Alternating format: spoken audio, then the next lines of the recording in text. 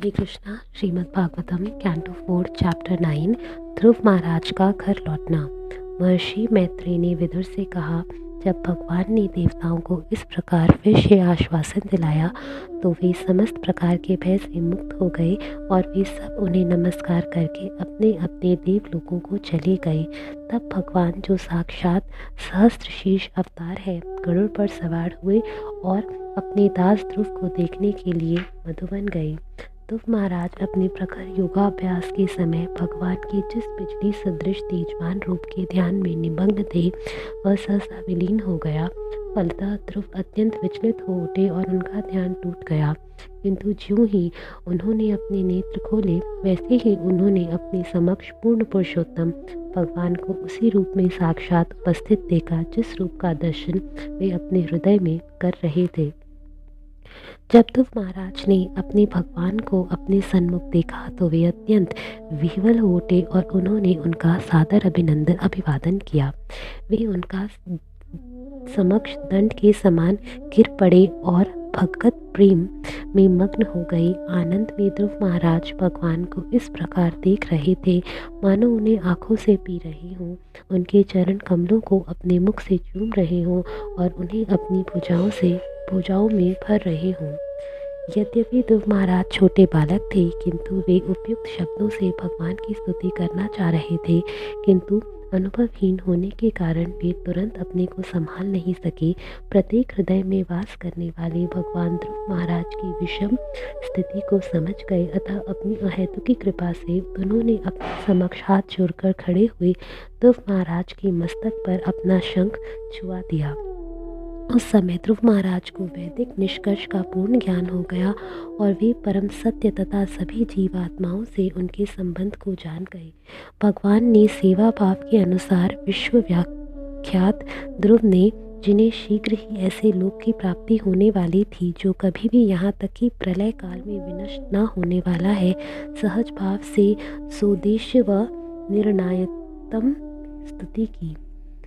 ध्रुव महाराज ने कहा, हे भगवान, आप सर्वशक्तिमान हैं। मेरे अंतःकरण में प्रविष्ट होकर आपने मेरी सभी सोई हुई इंद्रियों को, हाथों, पांवों, स्पर्श इंद्रियां, प्राण तथा मेरी वाणी को जागृत कर दिया है। मैं आपको सादर नमस्कार करता हूँ। हे भगवान, आप सर्वश्रेष्ठ हैं, किंतु आप आध्यात्मिक तथा भौतिक जगतों में अपनी विभिन्न शक्तियों के कारण भिन्न भिन्न प्रकार से प्रकट होते रहते हैं। आप अपनी बहिरंगा शक्ति से भौतिक जगत की समस्त शक्ति को उत्पन्न करने के बाद में भौतिक जगत में परमात्मा के रूप में प्रविष्ट हो जाते हैं। आप परम पुरुष हैं और क्षणिक गुणों से अनेक प्रकार की सृष्टि करते हैं। जिस प्रकार की अग्नि विभिन्न आकार के काष्ठ खंडों में प्रविष्ट होकर विविध रूपों में चमकती हुई जलती है। हे स्वामी, ब्रह्मा पूर्ण रूप से आपके शरणागत हैं। आरंभ में आपने उन्हें ज्ञान दिया तो वे समस्त ब्रह्मांड को उसी तरह देख और समझ पाए जिस प्रकार कोई मनुष्य नींद से जगकर तुरंत अपने कार्य समझने लगता है। आप मुक्तिकामी समस्त पुरुषों के एकमात्र आश्रय हैं और आप समस्त दीन दुखियों के मित्र हैं। अतः पूर्ण ज्ञान से युक्त विद्वान पुरुष आपको किस प्रकार भुला सकता है।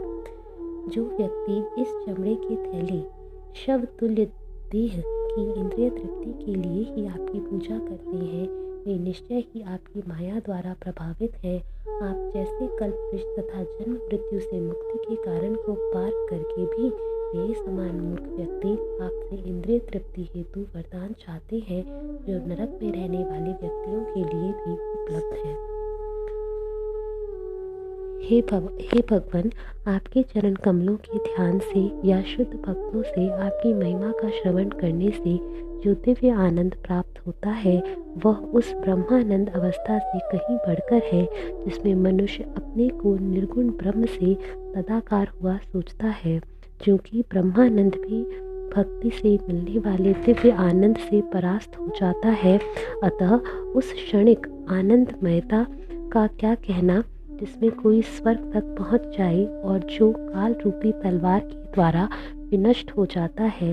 भले ही कोई स्वर्ग तक क्यों न उठ जाए, काल क्रम से वह नीचे गिर जाता है। ध्रुव महाराज ने आगे कहा, हे अनंत भगवान, कृपया मुझे आशीर्वाद दें जिससे मैं उन महान भक्तों की संगति कर सकूं जो आपकी दिव्य प्रेमा भक्ति में उसी प्रकार निरंतर लगे रहते हैं जिस प्रकार नदी की तरंगें लगातार बहती रहती हैं। ऐसे दिव्य भक्त नितांत कल्मश रहित जीवन बिताते हैं। मुझे विश्वास है कि भक्ति योग से मैं संसार रूपी अज्ञान के सागर को पार कर सकूंगा जिसमें अग्नि की लपटों के समान भयंकर संकटों की लहरें उठ रही हैं। यह मेरे लिए सरल रहेगा क्योंकि मैं आपके दिव्य गुणों तथा लीलाओं के सुनने के लिए पागल हो रहा हूँ जिसका अस्तित्व शाश्वत है।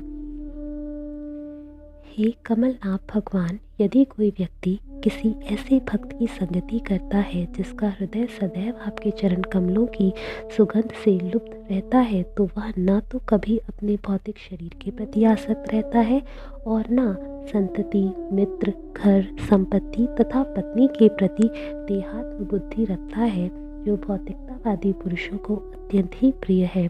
वस्तुतः वह उनकी तनिक भी परवाह नहीं करता।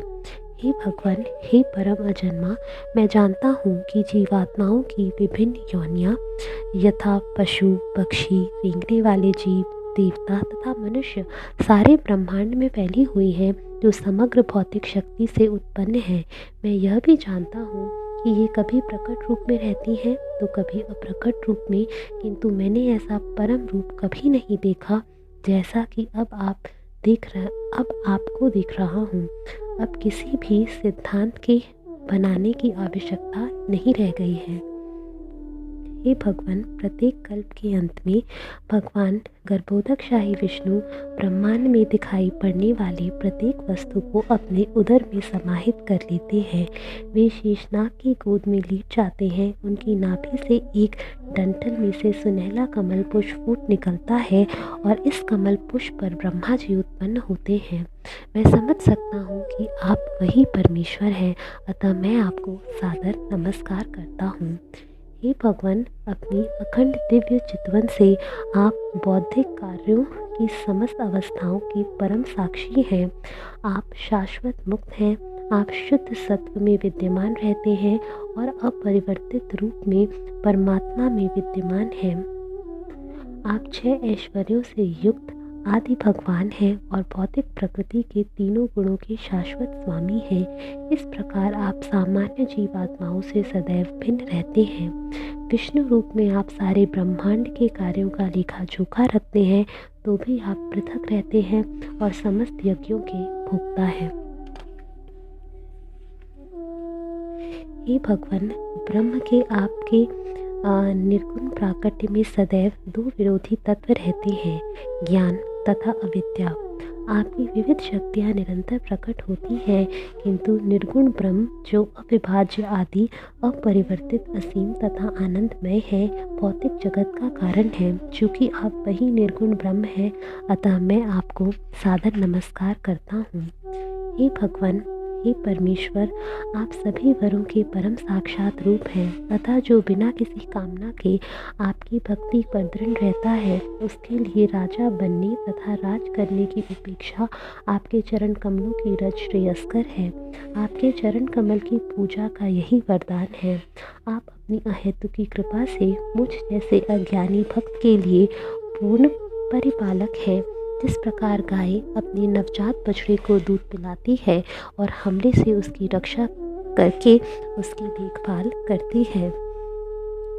मैत्रेय ऋषि ने आगे कहा, हे विदुर, जब सद्विचारों से पूर्ण अंतःकरण वाले ध्रुव महाराज ने अपनी प्रार्थना समाप्त की तो अपने भक्तों तथा दासों पर अत्यंत दयालु भगवान ने उन्हें बधाई दी और इस प्रकार कहा।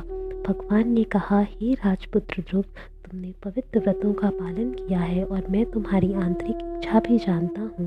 यद्यपि तुम अत्यंत महत्वाकांक्षी हो और तुम्हारी इच्छा को पूरा कर पाना कठिन है, तो भी मैं उसे पूरा करूँगा, तुम्हारा कल्याण हो। भगवान ने आगे कहा, हे ध्रुव, मैं तुम्हें ध्रुव नामक देदीप्यमान ग्रह प्रदान करूँगा जो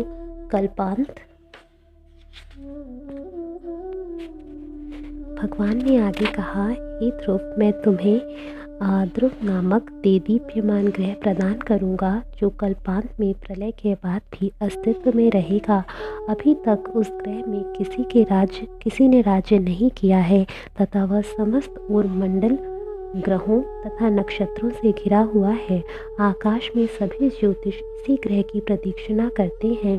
जिस प्रकार के अनाज के कूटने के लिए सारे बैल एक केंद्रित लट्ठे के चारों ओर चक्कर लगाते हैं, धर्म, अग्नि, कश्यप तथा शुक्र जैसे ऋषियों द्वारा बसाए गए सभी तारे ध्रुव तारे को अपनी दाईं ओर रखकर उसकी परिक्रमा करते हैं, जो अन्यों के विनष्ट हो जाने पर भी इस प्रकार बना रहता है। जब तुम्हारे पिता तुम्हें अपने राज्य का शासन देकर जंगल के लिए प्रस्थान करेंगे तो तुम लगातार 36,000 वर्षों तक सारे संसार पर राज्य करोगे और तुम्हारी सारी इंद्रियां उतनी ही शक्तिशाली बनी रहेंगी जितनी कि वे आज हैं। तुम कभी वृद्ध नहीं होगे। भगवान ने आगे कहा, निकट भविष्य में तुम्हारा भाई उत्तम जंगल में शिकार करने जाएगा और जब वह शिकार में मग्न रहेगा तो मार डाला जाएगा। तुम्हारी विमाता सुरुचि अपने पुत्र की मृत्यु से पागल होकर उसकी खोज करने जंगल आएंगी, किंतु वहाँ वह दावाग्नि में मारी जाएंगी। भगवान ने आगे कहा, मैं समस्त यज्ञों का हृदय हूँ। तुम अनेक बड़े बड़े यज्ञ संपन्न करोगे और प्रचुर दान भी दोगे। इस प्रकार तुम इस जीवन में भौतिक सुख के वरदान का भोग सकोगे और अपनी मृत्यु के समय तुम मेरा स्मरण कर सकोगे। भगवान ने आगे कहा, हे ध्रुव, इस देह में अपने भौतिक जीवन के पश्चात तुम मेरे लोक को जाओगे, जो अन्य समस्त लोकों के वासियों द्वारा सदैव वंदनीय है। यह सप्तऋषि के लोकों के ऊपर स्थित है और वहां जाने के बाद तुमको इस भौतिक जगत में फिर कभी नहीं लौटना पड़ेगा। मैत्री मुनि ने कहा, बालक ध्रुव महाराज द्वारा पूजित तथा सम्मानित होकर और उन्हें अपना धाम देकर भगवान विष्णु गरुड़ के पीठ पर चढ़कर ध्रुव के देखते देखते अपने धाम को चले गए। मैत्री ने उत्तर दिया, ध्रुव महाराज का हृदय, जो अपनी विमाता के कटु वचनों के बाणों से विद्ध हो चुका था, अत्यधिक संतप्त था। अतः जब उन्होंने अपने जीवन का लक्ष्य निर्धारित किया तो वे उसके दुर्व्यवहार को नहीं भूल पाए थे। उन्होंने इस भौतिक जगत से वास्तविक मोक्ष की मांग नहीं की, वरन अपनी भक्ति के अंत में जब भगवान उनके समक्ष प्रकट हुए तो वे अपनी उन भौतिक याचनाओं के लिए लज्जित थे जो उनके मन में थी। ध्रुव महाराज ने मन ही मन सोचा, भगवान के चरण कमलों की छाया में स्थित रहने का प्रयत्न करना कोई सरल कार्य नहीं है, क्योंकि सनंदन इत्यादि जैसे महान ब्रह्मचारियों ने भी, जिन्होंने समाधि में अष्टांग योग की साधना की है, अनेक जन्मों के बाद ही भगवान के चरणारविंद की शरण प्राप्त की है। मैंने तो 6 महीनों में ही वही फल प्राप्त कर लिया है, तो भी मैं भगवान से भिन्न प्रकार से सोचने के कारण अपने पद से नीचे गिर गया हूँ। ओह, जरा देखो तो मैं कितना अभागा हूँ। मैं उन भगवान के चरण कमलों के पास पहुँच गया जो जन्म मरण के चक्र की श्रृंखला को तुरंत काट सकते हैं, किंतु फिर भी अपनी मूर्खता के कारण मैंने ऐसी वस्तुओं की याचना की जो नाशवान हैं, क्योंकि सभी देवताओं को जो उच्च लोकों में स्थित हैं फिर से नीचे आना होगा। अतः वे सभी भक्ति द्वारा मेरे विष्णु लोक को प्राप्त करने के प्रति ईर्ष्यालु हैं। इन असहिष्णु देवताओं ने मेरी बुद्धि नष्ट कर दी है और यही एकत्र कारण है जिससे मैं नारद मुनि के उपदेशों के आशीर्वाद को स्वीकार नहीं कर सका। ध्रुव महाराज पश्चाताप करने लगे कि मैं माया के वश में था। वास्तविकता से अपरिचित होने के कारण मैं उसकी गोद में सोया था। द्वैत दृष्टि के कारण मैं अपने भाई को शत्रु समझता रहा और झूठे ही यह सोचकर मन ही मन पश्चाताप करता रहा कि वे मेरे शत्रु हैं। भगवान को प्रसन्न कर पाना अत्यंत कठिन है, किंतु मैंने तो समस्त ब्रह्मांड के परमात्मा को प्रसन्न करके भी अपने लिए व्यर्थ ही वस्तुएं मांगी हैं। मेरे कार्य ठीक वैसे ही हैं जैसे पहले से किसी मृत व्यक्ति का उपचार करना। जरा देखो तो मैं कितना अभागा हूँ कि जन्म तथा मृत्यु की श्रृंखला को काटने में समर्थ परमेश्वर से साक्षात्कार कर लेने पर भी मैंने फिर उन्हीं दिशाओं के लिए पुनः प्रार्थना की है। पूरी तरह अपनी मूर्खता और पुण्य कार्यों की न्यूनता के कारण ही मैंने भौतिक नाम, यश तथा संपन्नता चाही। यद्यपि भगवान ने मुझे अपनी निजी सेवा प्रदान की थी, मेरी स्थिति तो उस निर्धन व्यक्ति की सी है जिस बेचारे ने महान सम्राट के प्रसन्न होने पर मुँह मांगी वस्तु मांगने के लिए कहे जाने पर अज्ञानवश चावल के कुछ कण मांगे हों। महर्षि मैत्रेय ने आगे कहा, हे विदुर, आप जैसे व्यक्ति जो मुकुंद मुक्ति प्रदाता भगवान के चरण कमलों के विशुद्ध भक्त हैं और उनके चरण कमलों में भौरों के सदृश आसक्त रहते हैं, सदैव भगवान के चरण कमलों की सेवा करने में ही प्रसन्न रहते हैं, ऐसे पुरुष जीवन की किसी भी परिस्थिति में संतुष्ट रहते हैं और भगवान से कभी भी किसी भी भौतिक संपन्नता की याचना नहीं करते। जब राजा उत्तानपाद ने सुना कि उसका पुत्र ध्रुव घर वापस आ रहा है, मानो मृत्यु के पश्चात पुनर्जीवित हो रहा हो, तो उसे उस समाचार पर विश्वास नहीं हुआ, क्योंकि उसे संदेह था कि यह हो कैसे सकता है। उसने अपने को अत्यंत अभागा समझ लिया था, अतः उसने सोचा कि ऐसा सौभाग्य उसे कहाँ नसीब हो सकता है। यद्यपि उसे संदेशवाहक की बातों पर विश्वास नहीं हुआ, किंतु महर्षि नारद के वचन पर उसकी संपूर्ण श्रद्धा थी, अतः वह इस समाचार से अत्यंत भाव विभल हो उठा और हर्षातिरेक में उसने संदेशवाहक को एक बहुमूल्य हार भेंट कर दिया। अपने खोए हुए पुत्र के मुख को देखने के लिए अत्यंत उत्सुक राजा उत्तानपाद उत्तम घोड़े से खींचे जाने तथा स्वर्ण जटित रथ पर आरूढ़ हुआ। वह अपने साथ अनेक विद्वान ब्राह्मण परिवार के गुरुजन, अपने अधिकारी तथा मंत्री और अपने सगे मित्रों को लेकर तुरंत नगर से बाहर चला गया। जब वह इस दल के साथ आगे बढ़ रहा था तो शंख, दुंदुभी, वंशी तथा वेद मंत्रों के उच्चारण की मंगल सूचक ध्वनि हो रही थी। उस स्वागत यात्रा में राजा उत्तानपाद की दोनों रानियां सुनीति तथा सुरुचि और राजा का दूसरा पुत्र उत्तम दिख रहे थे। रानियां पालकी में बैठी थीं। ध्रुव महाराज को एक उपवन के निकट पहुंचा देखकर राजा उत्तानपाद तुरंत अपने रथ से नीचे उतर आए। वे अपने पुत्र ध्रुव को देखने के लिए दीर्घकाल से अत्यंत उत्सुक थे, अतः वे अत्यंत प्रेमवश दीर्घकाल से खोए अपने पुत्र का आलिंगन करने के लिए आगे बढ़े। लंबी लंबी सांसें भरते हुए राजा ने उनको अपने दोनों बाहों में भर लिया, किंतु ध्रुव महाराज पहले जैसे ना थे। वे भगवान के चरण कमलों के स्पर्श से अत्यधिक उन्नति मिलने से पूर्ण रूप से पवित्र हो चुके थे। ध्रुव महाराज के मिलन से राजा उत्तानपाद की चिर अभिलाषा साथ पूरी हुई, अतः उन्होंने बारंबार ध्रुव का सिर सूझा और अपने ठंडे अश्रुओं की धाराओं से उन्हें नहला दिया। तब समस्त सज्जनों में सर्वश्रेष्ठ ध्रुव महाराज ने सर्वप्रथम अपने पिता के चरण कमलों में प्रणाम किया और उनके पिता ने अनेक प्रश्न पूछते हुए उनका सम्मान किया। तब उन्होंने अपनी दोनों माताओं के चरणों पर अपना सिर झुकाया। ध्रुव महाराज की छोटी माता सुरुचि ने यह देखकर कि निर्दोष बालक उनके चरणों पर नत है, उसे तुरंत उठा लिया, अपनी बाहों में भर लिया और अश्रुपूर्ण गदगद वाणी से आशीर्वाद दिया कि मेरे बालक चिरंजीवी हो। जिस प्रकार स्वाभाविक रूप से जल स्वतः नीचे की ओर बहता है, उसी प्रकार श्री भगवान के साथ मैत्रीपूर्ण आचरण के कारण दिव्य गुणों वाले व्यक्ति को भी सभी जीवात्माएं मस्तक झुकाती हैं। उत्तम तथा ध्रुव महाराज दोनों भाइयों ने परस्पर अश्रुओं का आदान प्रदान किया। वे स्नेह की अनुभूति से विभोर हो उठे और जब उन्होंने एक दूसरे का आलिंगन किया तो उन्हें रोमांच हो गया। ध्रुव महाराज की असली माता सुनीति ने अपने पुत्र के कोमल शरीर को गले से लगा लिया, क्योंकि वह उसे अपने प्राणों से भी अधिक प्यारा था। इस प्रकार वह सारा भौतिक शोक भूल गई, क्योंकि वह परम प्रसन्न थी। हे विदुर, सुनीति एक वीर ही की माता थी। उसके अश्रुओं ने उसके स्तनों से बहने वाले दूध की धारा के साथ मिलकर ध्रुव महाराज के सार शरीर को भिगो दिया। यह परम मांगलिक लक्षण था। राजा महल के निवासियों ने रानी की इस प्रकार से प्रशंसा की, हे रानी, दीर्घकाल से आपका प्रिय पुत्र खोया हुआ था। यह आपका परम सौभाग्य है कि वह अब वापस आ गया है। अतः ऐसा प्रतीत होता है कि वह दीर्घकाल तक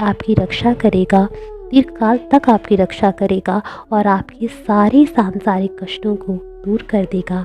हे रानी, आपने अवश्य ही उन भगवान की पूजा की होगी जो भक्तों को बड़े संकट से उबारने वाले हैं।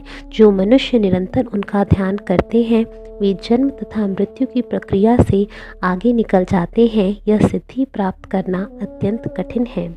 मैत्रेय मुनि ने आगे बताया, हे विदुर, सभी लोग जब इस प्रकार से ध्रुव महाराज की पढ़ाई कर रहे थे तो राजा अत्यंत प्रसन्न था। उसने ध्रुव तथा अपने भाई को एक हथनी की पीठ पर सवार कराया। इस प्रकार वह अपनी राजधानी लौट आया, जहाँ सभी वर्ग के लोगों ने उसकी प्रशंसा की। सारा नगर केले के स्तंभों से सजाया गया था, जिसमें फूलों तथा फलों के गुच्छे लटक रहे थे, और जहाँ तहाँ पत्तियाँ तथा टहनियों से युक्त सुपारी के वृक्ष दिख रहे थे। ऐसे अनेक तोरण भी बनाए गए थे जो मगर के आकार में थे। द्वार द्वार पर जलते हुए दीपक और तरह तरह के रंगीन वस्त्र, मोती की लड़ों, पुष्पहारों तथा लटकती आम की पत्तियों से सज्जित बड़े बड़े जल के कलश रखे हुए थे। राजधानी में अनेक महल, नगर द्वार तथा परकूटे थे जो पहले से ही अत्यंत सुंदर थे, किंतु इस अवसर पर उन्हें सुनहले आभूषणों से सजाया गया था। नगर के महलों से कंजूरे तो चमक ही रहे थे, साथ ही नगर के ऊपर मंडराने वाले सुंदर विमानों के शिखर भी। नगर की सभी चौके, गलियां, मार्ग तथा चौराहे की अटारियां अच्छी तरह स्वच्छ करके चंदन जल से छिड़की गई थी, और सारे नगर में धान तथा जो जैसे शुभ अन्न, फूल, फल तथा अन्य अनेक शुभ उपहार सामग्रियां बिखेरी हुई थीं।